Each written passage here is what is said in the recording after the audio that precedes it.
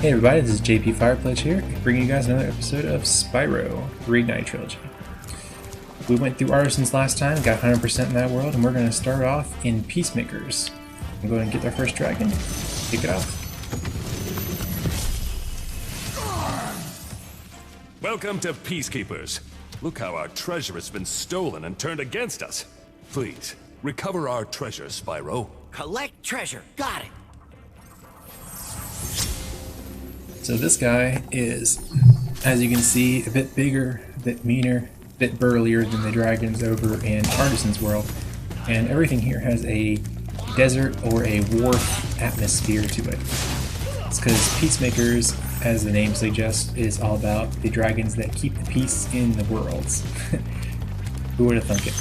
But, so you'll see a lot of things. You have cannons, and the world itself is a desert, so many of the individual worlds are very dry themed, desert themed, hot, cold. That's sort of like very extreme hot, very extreme cold. That's like one of the levels in here is a cold world or a night world or something like that.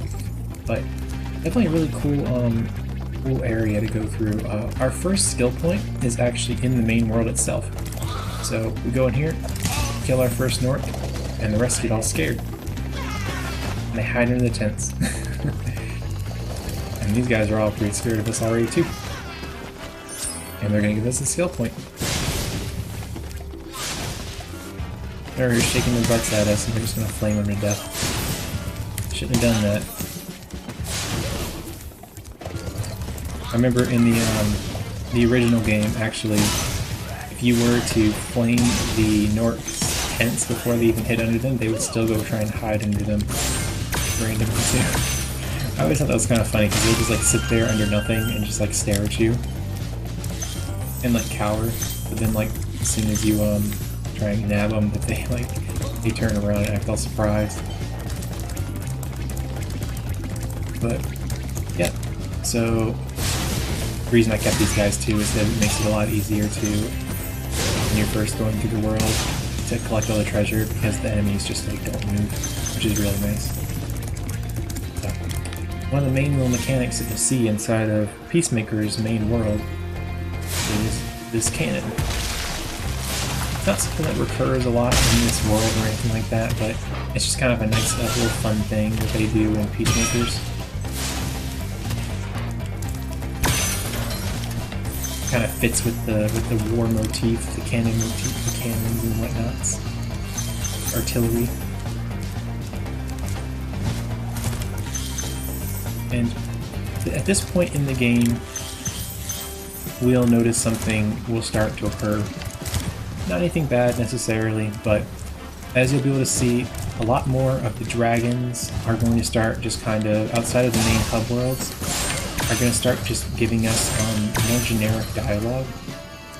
So, as you can assume, not every dragon has to wax poetic about how you save them necessarily, but a lot of the dragons will begin to kind of just say something short, like "Thank you for releasing me" or something. That's the standard one, is the "Thank you for releasing me, Spyro." So definitely expect to hear that more than a few times moving forward now.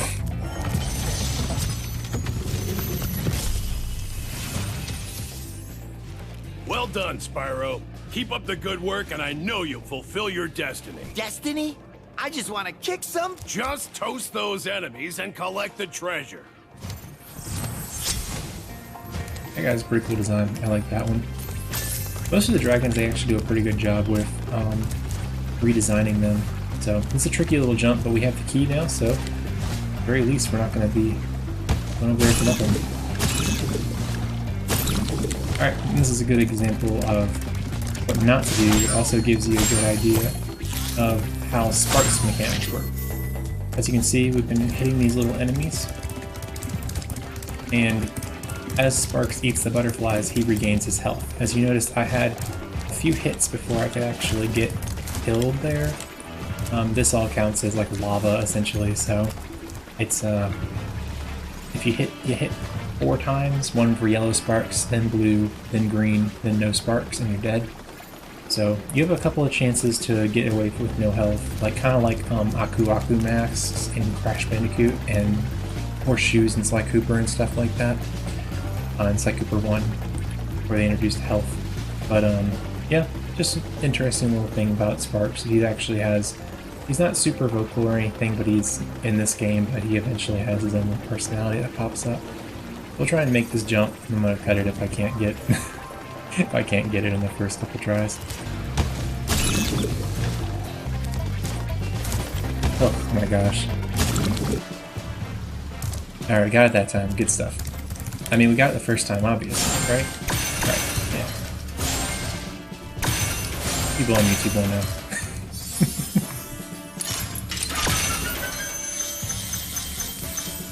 Alright. I think we have one treasure over there by the intro, by the exit I guess I missed. I'll go pick that up real quick.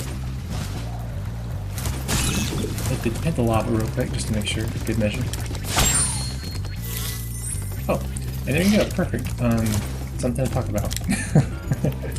But as you can see, we got a blue butterfly there, which is a little.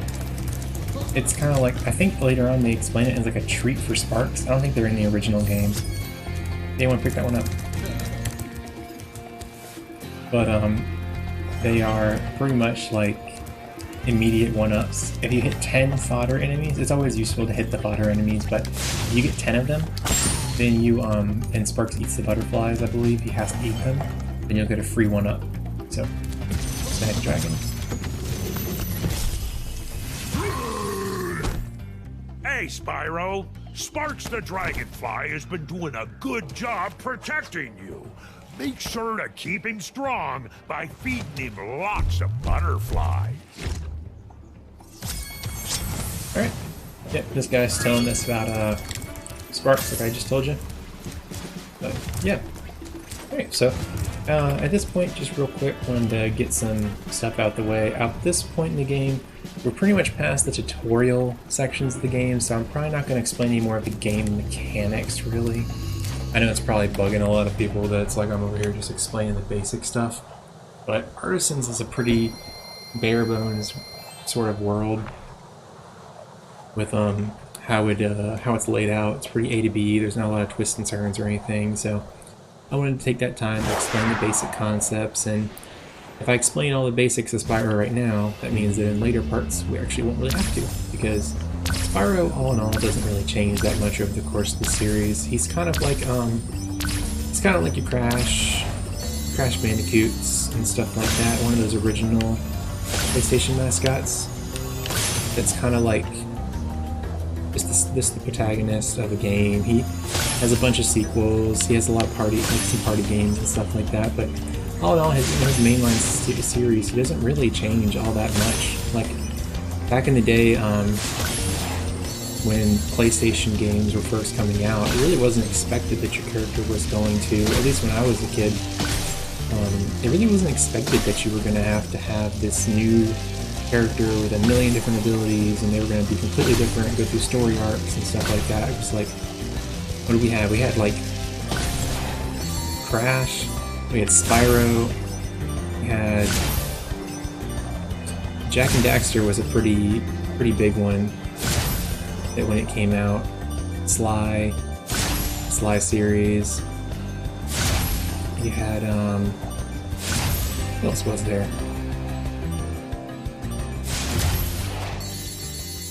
I think those are the big three for PlayStation. It was well, we barely beat it. We beat it nonetheless. 116, not too bad, not the best. Yeah, I think the main was a Jak, Sly, and Ratchet. Well, how did I forget Ratchet? Ratchet's like my favorite out of the three. Oh my gosh, getting old in my old age, I suppose. But yeah, once the PS2 style generation came around, we really saw a lot more of these the cartoony, I would say, quote unquote, really got more of more depth in their character and stuff like that. I mean, I think Crash is probably the biggest perpetrator of the not really having a huge amount of, like, he doesn't like talk, he doesn't really do a whole lot in the stories outside of just be the main character and stuff like that. And Spyro talks here and there. He's not like the most vocal person. Like he's not making little quips as we run around like I'm talking for him in most of this. In the later games, I guess he actually does become a bit more of a chatterbox in the later games because he'll talk to, he has more characters to bounce off of. But in this one, mostly you're just talking to the dragons, and you get this little bit of he's meant to be very young in these early games and be kind of like spunky and rambunctious. So he's kind of quick to action, quick to anger, and quick to jump at the chance to get rid of nasty Mark. So we are going into our next boss with Dr. Shemp. And as you saw in one of the intro pauses I might have had, we actually have a skill point in this area, which is to beat Dr. Shemp without getting hit. So, I'm going to try my best to get that the first try. I believe Dr. Shemp isn't so bad in the new series. Oh, you can see that really nice looking sun. A little eclipse going on. Look at that. Yeah, what they did with this game is really nice. They basically expanded on everything that was in the original game. Just made it like at least 10 times better, I feel like. And you might have been like, oh, he missed him. No, he falls off when he gets his gem anyway. Just give it a little Sudoku. But watch these guys fall off. We got the big mamas. So right now, what I'm doing is probably I'm taking what I consider to be the optimal routes throughout these levels in terms of difficulty and stuff like that. So technically, it's probably not the. Technically, you would normally not be doing Dr. Shemp as like your second world or anything like that, and you'd have already seen these enemies, know how to beat them, and such like that. But I'm pretty confident that we can just get through this game, and that most of you guys have probably played Spyro, know the general idea of what's going on in the game. So I'm not going to make this. Oh, I made it. Perfect. I think that was our first 25-piece gem too, which is kind of cool. Our key. We'll need that for later. Alright, this guy will teach us about Dr. Shemp.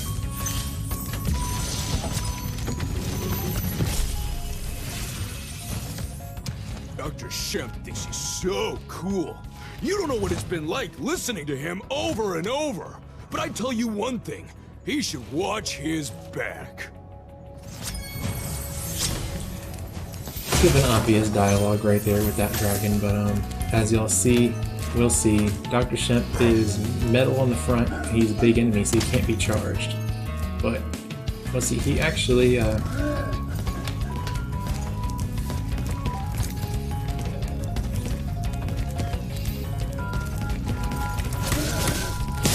have any back to him. He got his butt hanging out. So our goal, the whole reason I'm playing this a little bit more safe is because yeah,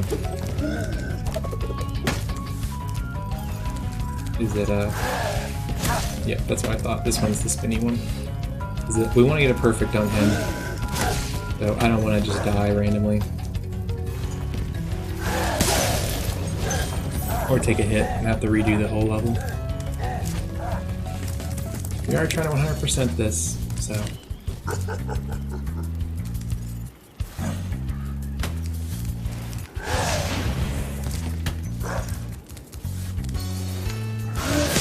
Got it. Perfect. And he's gonna pop out some gems for us. Yeah, Dr. Shemp is not exactly a difficult boss or anything like that, I don't think. But when you try to do it without getting hit the first time through, and you don't want to like waste everyone's time or something like that, like you feel like you do when you do YouTube stuff and things like that, it makes it a little bit more. Makes it feel a little bit more like you have a time crunch on you for no reason. Even though I can just cut it out, but at the same time it's like I want to be able to get everything the first try and talk with y'all and stuff like that.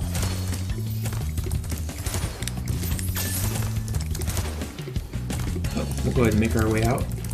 If y'all didn't know too, what they implemented also is kind of interesting, and it's actually, they took a lot of Sparks' powers. I was thinking about it. They took a lot of Sparks' powers from the later game and just incorporated them throughout the entire game.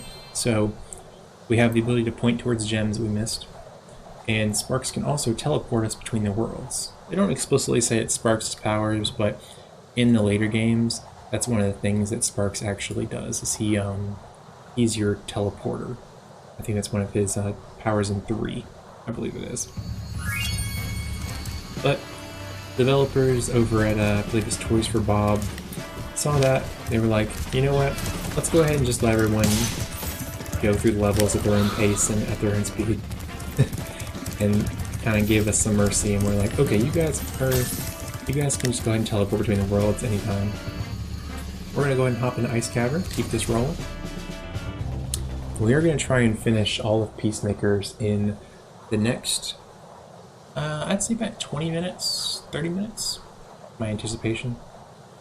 Hardest boss with the skill point is Dr. Shemp. That was the only one we might have to ever reset on, so I think we're pretty good, keeping pace. Give me some stuff to cut together later. Alright, this is Ice Caverns.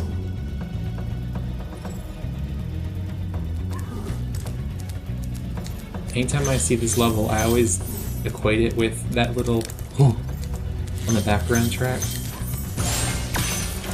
I don't know why that's so iconic to me. So in this area we got a lot of snow-themed Norks. Like our snowballs. I don't think I've ever got hit by those guys. I don't know if they do, to be completely honest with y'all. These aren't aggressive pets, they're just fodder enemies.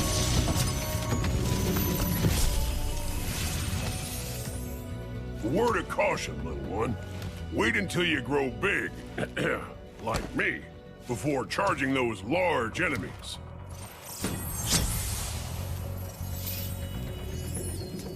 Now, what I've always found kind of interesting about Peacemakers is that, like, so we've established in the world, like in the world's universe right now, that Spyro is trying to fight this super big enemy, Nasty Nork, but no one ever really like offers to help him. You know what I mean? It's like a lot of it reminds me a lot of I'll talk about Ratchet because I really know that game, like Ratchet and Clank series. I know that game really well. Oh, and these are always really cool. They like look like big little gems up on the stakes. They're acting as little lanterns. And I know I didn't get that dragon. Just FYI, I got some other stuff I gotta get before I get that dragon. And these guys have slippery feet. Like I said, we're mostly doing a 100% playthrough of this game, and I'm gonna listen to all the dragons, but I might not do it necessarily like in order, quote unquote. So, sorry if that bugs y'all. This is just kind of the way I go through the games. I kind of know what the dragons say already and know how the mechanics work. I think a lot of you guys are picking up on it pretty quick too. If you haven't ever played this game, it all works. Thank you for releasing me. And there you go. There's our first thank you for releasing me. Go ahead and put that on the counter, I think. Gonna hear a lot of thank you for releasing these in the near future. Once we start getting into the later levels. The dragons begin to run out of things to talk about. So, as y'all can see, up there is a... Let's go ahead and snag the dragon since we can't appear anywhere.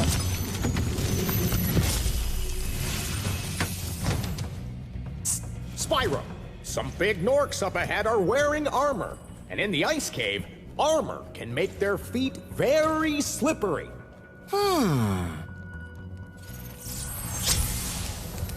As y'all can see as well, there's that key, and we can get it by following this path.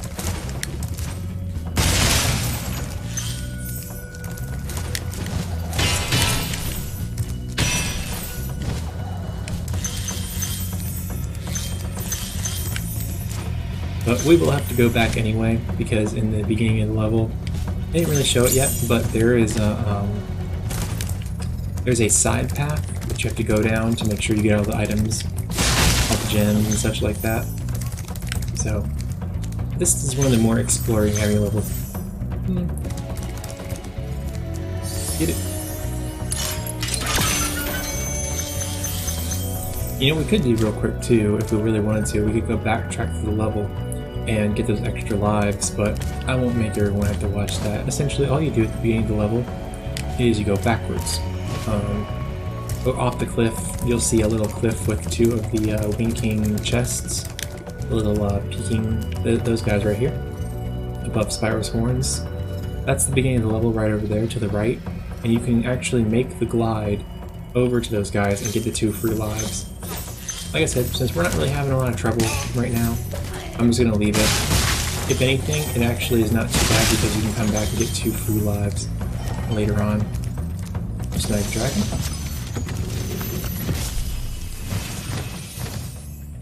Thanks for freeing me, Spyro. And now, where was I?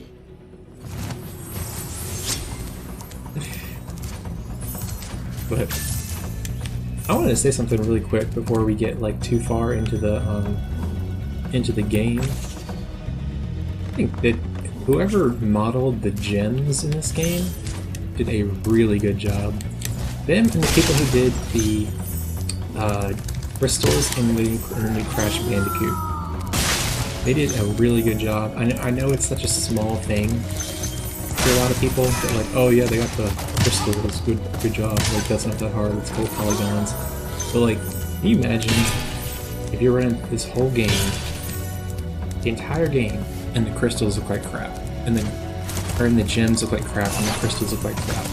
It's these small things, you know what I mean, that like make really faithful remasters and really faithful remakes and stuff like that. And I think that's just one of those things that it's like, I don't feel like probably anyone in any of their reviews has probably brought up, the gems look really nice.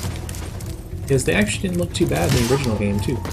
So it's kind of like nice and that they didn't like mess with it. They kind of like really looked at what the core pieces of these games are and made sure that they had that polish on them. Because, I mean, it could have been very easy to have some intern or somebody like that go on and just do like all the gems really quick and slap them together and smack them on the ground and say, good job, have fun. You've done well, Spyro. Some dragons thought you weren't ready, but I knew they were wrong. I'm ready, all right. Ready for what? But, yeah, just the small things. And like, modeling all the dragons, that's a lot of work. Like, I know it's something that we all take for granted now with games, but it's like, I'll tell you for real, a lot of these guys, if this had been a PS1 game, I'm pretty sure, or when this was a PS1 game, these guys looked exactly the same. Many of them looked exactly the same, and a lot of them had just reused voice actors who were just throwing their voice slightly.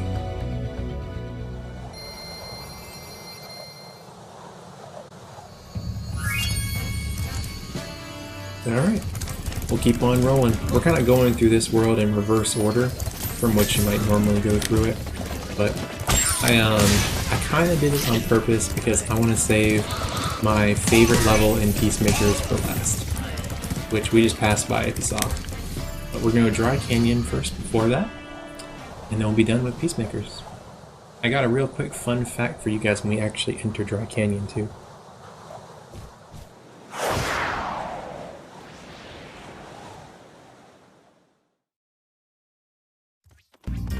The interesting little tidbit about Peacemakers is that if you 100% Artisan's World and get every single gem, you only need to complete one more world inside Peacemakers. Because Peacemakers requires 1,200 gems, and as you saw when we finished Artisan's World, we actually had 1,000 gems. So if we even went in here and collected only about 200 gems altogether across all the worlds, we could already move on to Magic Crafters. Which is kind of cool. Kind of interesting that they did it like that. It gives you kind of some control over your progression in the world if you really want it to. If you really don't like certain worlds, if you really like other ones, you can just grind through them or and collect all the gems and things, and you can just completely skip them. What I've always found kind of cool too is that I'm having trouble remembering exactly which one it is, but there is definitely a 100% optional world that if you're going through and doing what I'm doing and 100%ing the game, that you can just naturally skip it. There's no ifs, ands, or buts. It's just you can just go right to the balloonist and jump right past him. What? Huh? Oh. Thank you for releasing me, Spyro. Number 2 on the thank you for releasing me counter. I'm gonna count that one. He didn't exactly say the line. He said it a little bit different, but in his heart he knew that was a blanket thank you for releasing me. Don't let him fool you.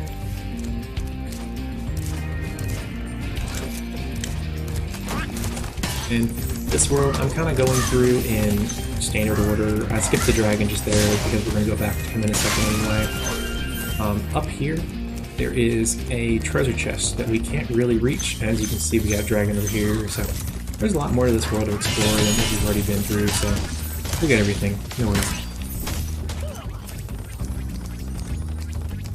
I think if I remember correctly, now that I'm trying to remember through it, I think the only world that you guaranteed, even if you're 100%ing, cannot get through without a couple of extra worlds is, I think it's Peacemakers. I think Magic Crafters, I think that Magic Crafters you can just go right out as long as you get like one more dragon egg. And I think that you can even skip, in some cases, you can even skip all of Dreamweavers and go right to Nasty's world.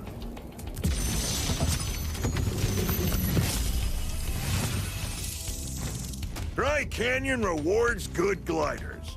You are a good glider, eh, Spyro? I was born to glide. But it's definitely one of those interesting things that you really wouldn't think about, how they would make the game where you wouldn't need to go through all the worlds, because the game is essentially a collectathon. Like, there's no, other than collecting gems, there's not a lot of real thing in dragons. There's not a lot of stuff to do in the game. It's like, there's not a lot of extra skill points or anything like that. And it's actually, well, in the original, skill points were only added in the new games.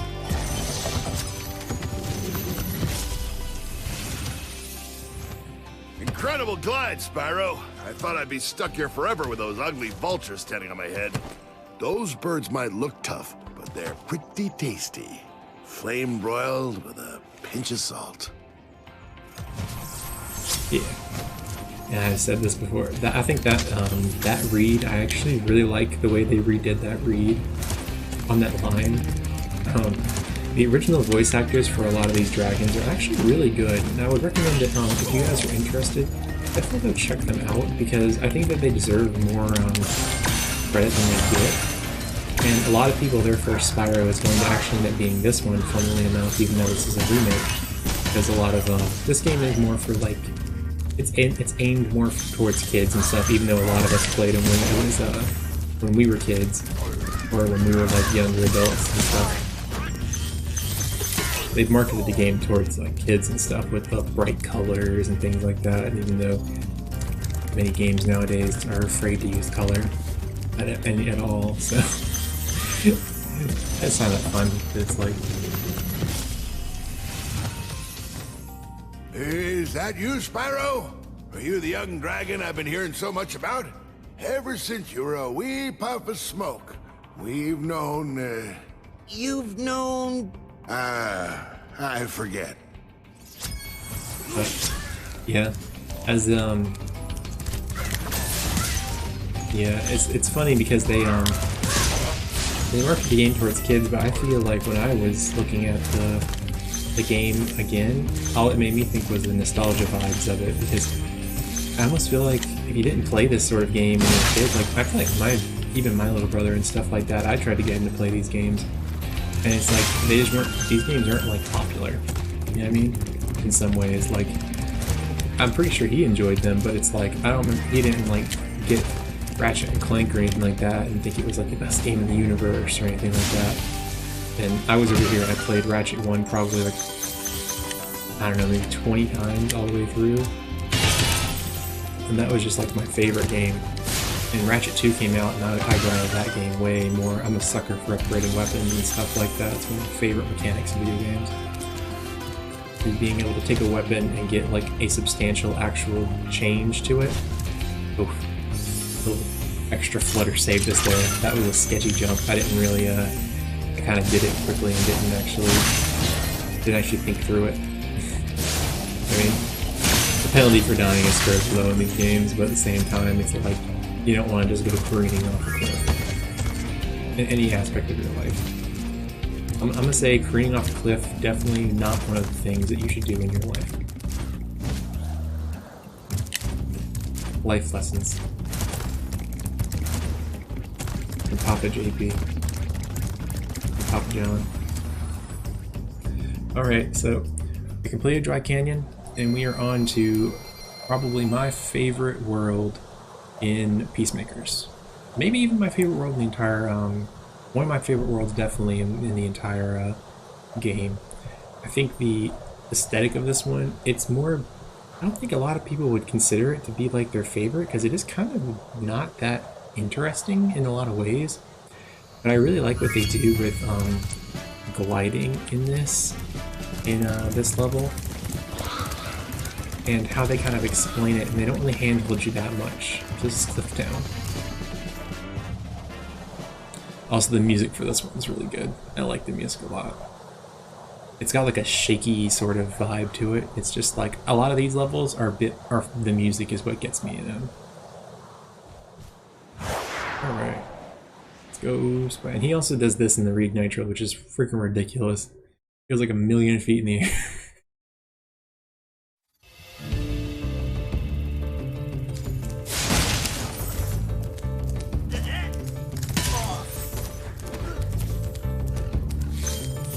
It's got kind of a shaky go to it. It's like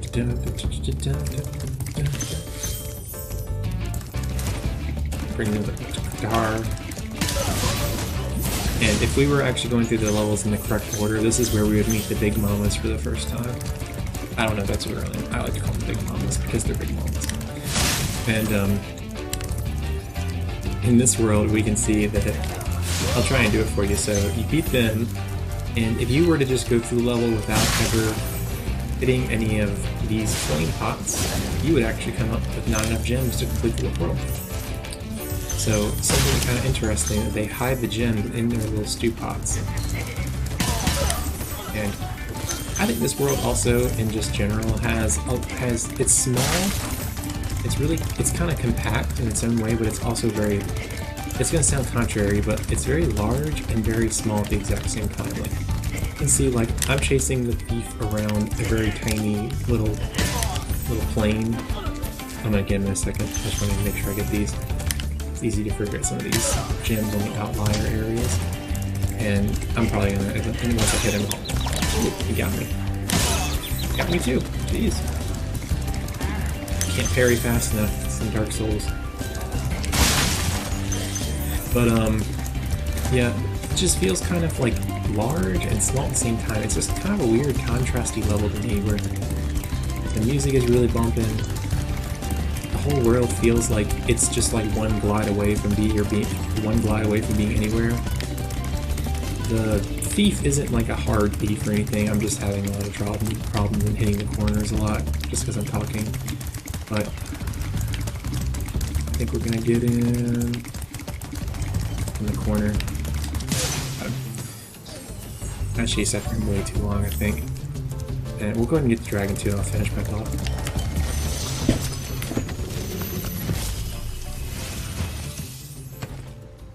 How's a dragon supposed to flame metal armor anyway? Remember, Spyro, flame won't work on metal, but charging with your horns, that should do the trick. But I just kind of, it's one of those weird ones. It's for me, it's like certain, I'll go ahead and say just real quick a little about me. One of my favorite games, and probably my favorite game, like you heard me talk about earlier, is Ratchet and Clank 1 and 2. And there are just certain levels in those games that, like, I know they're not everyone's favorites, not the ones everyone goes back to, and they're like, oh, this is my nostalgia, or something like that. But there's just, like, certain worlds in those games that really just come to me, and to me they just, like, kind of speak to what the games are, and I think this is one of them where it's like, this is like a raw, there's platforming, there's enemies, and there's like little secrets with like the pots and stuff like that. And I think this is just one of those that really explains of what old school platformers were. And the new age of 3D platformers really encapsulated. So, enough of me geeking out, let's go ahead and just finish up the level. Got the double. Got the double again. All the doubles. And anybody who's just popping into the stream or the video, we are doing a 100% run. I'm not doing it optimally, obviously. I'm going through my own paths that I've made over the past however many years I've played this game. So if I'm doing things a little out of order and it bugs you, I'm sorry.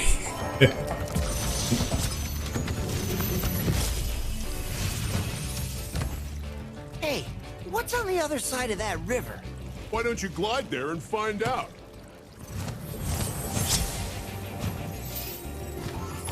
And this is another thing that I think is really cool. It's like, we're not going to go over there quite yet. I want to go ahead and get this just because it's the optimal path. But technically it's I think technically it's the optimal path, even though it's not the fun path. But this area up here, I'll tell you in a second. I'm going to go ahead and get the other piece just because I think I want to go through the entirety of that second area and really explain why I like it. But actually, I don't think I can make that jump. I forgot. I think I can. Yeah. Okay. Spyro's little hop saved me there. You normally can't make that jump. In the original, you would have just bonked off the side and looked silly. But for me, new game, new mechanics. And this is what really sold me on this level, is that you can just go over here. Like, there's a whole other half of the level over here, and you walk past it. All these levels that have this sort of mechanic where they have like a second piece of it and stuff like that. It's just, I really like it. And another just thing real quick, in case y'all didn't catch it in the beginning. I'm actually, I have trophies turned off right now in the games. I'm having trophies turned off on all these games just because I'm recording. I know that there's going to be times where I have to redo something and I might pop a trophy, and it's just one of those things I prefer not to have to deal with about like proving I did something with a trophy. It's just, if I did it, it's normally like 110%. Well, it's always going to be legit. You've reached the highest point in Clifftown. You can get to almost anywhere from here. If I were you, I'd use that whirlwind over there. But, yep, then they open up the whirlwind for you, and you can just fly. You can go to all these other areas over here, so, I don't know, just one of those areas. This is one of those ones that sends me on the nostalgia trip, just because I remember this guy up here, this dragon, used to be like a bit more like, he sounded all sneaky when he would talk to you. Like he was telling you a secret with the whirlwind or something like that. It was either sneaky or it was like really sarcastic. So, I just always thought it was kind of funny. Alright, there's 400 out of 400, 100% level complete. So we'll hop on over to the exit and roll on out.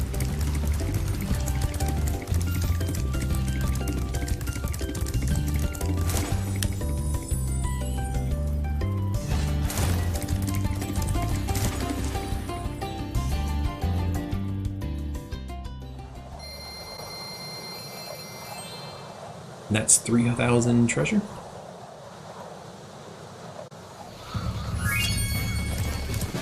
Alright, y'all. So before we go over and talk to the balloonist, I'm going to go ahead and hit the start menu for you.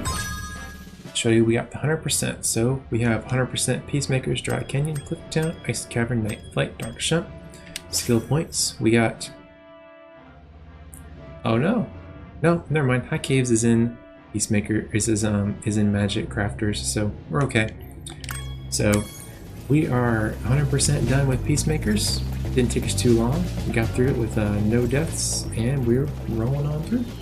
Alright, we're going to talk to the balloonist, and I'll see you guys in... I can't believe how believe it's fast you Magic found Crafters. so much stolen treasure. Hop aboard for the Magic Crafters world if you're ready. We'll bonk on his head and we'll go on Magic Crafters.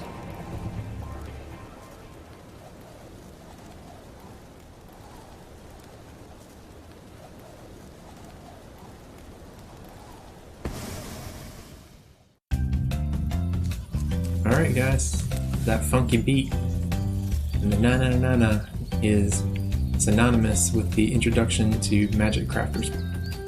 So I'm gonna go ahead and we will start up on Magic Crafters, but for the YouTube, I will be seeing you guys in the next one. So I appreciate you guys coming in here and seeing it. I appreciate any of you guys hitting subscribe on the video. Any likes, anything like that, always like it. If you guys want to follow along with the playthrough, we're going to be doing the 100% playthrough for the next couple of weeks, I believe it should be. And we'll be going through all of Spyro 1, 2, and 3 in the Reignited Trilogy. So right now we're already at Magic Crafters, so definitely come on, hop on in. Spyro 2 and 3 will take us a little bit longer. But like I was saying, I appreciate all y'all coming in here, appreciate anybody in the stream, appreciate anybody on YouTube. And my socials are all the JP Fire Pledge. Follow me down there and come hang out on Twitch if you got a chance. I'll see you guys in the next one on YouTube, and I'll continue to see you guys on Twitch right here. Alright, peace y'all.